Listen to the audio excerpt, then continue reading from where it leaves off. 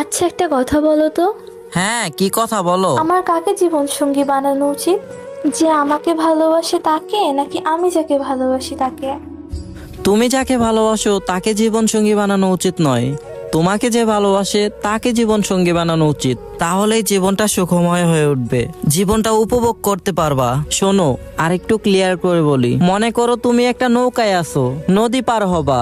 নদীর কিনারায় দুটি ব্যক্তি দাঁড়িয়ে আছে।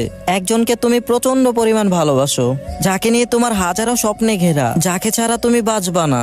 অন্যদিকে আরেকজন ব্যক্তি যে কিনা তোমাকে প্রচন্ড পরিমাণ ভালোবাসে, তোমাকে নিয়ে সে হাজারো স্বপ্নে ঘেরা, তোমাকে ছাড়া সে বাঁচবে না। কথা হলো, এই দুজনের মধ্যে যে কোনো একজন ব্যক্তিকে নৌকাতে ওঠাতে হবে। এখন তুমি কাকে নৌকাতে ওঠাবা? নিশ্চয়ই তুমি যাকে ভালোবাসো তাকেই তুলবা, কিন্তু সে তোমাকে ভালোবাসে কিনা সেটাও তুমি জানো না। নদীর মাঝখানে যাওয়ার পর যদি নদীতে ঝড় হয়, হয়তো সে বাঁচার জন্য তোমাকে ফেলে দিবে, আর তুমি নদীতে ডুবে মরবা। তুমি সাঁতরিয়েও নদীর কিনার পাবা না। তখন তুমি বুঝতে পারবা জীবনে তুমি কত বড় ভুল করছো। আর তোমাকে যে ভালোবাসে তাকে যদি তুমি নৌকাতে তোলো, তখন নদীর মাঝখানে যত বড় ঝড়ই হয় না কেন, হয়তো সে তোমাকে কখনোই ছেড়ে যাবে না।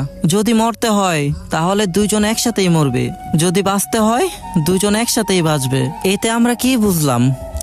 আমাদের যে ভালোবাসে তাকেই লাইফ পার্টনার বানানো উচিত। তাহলেই জীবনটা সুন্দর হবে, জীবনটা সুন্দরভাবে উপভোগ করতে পারবো, হাসি খুশিভাবে দিন কাটাতে পারবো। কিন্তু আমরা সবসময় ভুল সিদ্ধান্ত নিয়ে থাকি, এই জন্য আমাদের জীবনে এত দুঃখ, এত কষ্ট। তো আমার ভালোবাসার মানুষেরা, শুধু কি ভিডিও দেখলেই হবে? সাপোর্টও করতে হবে।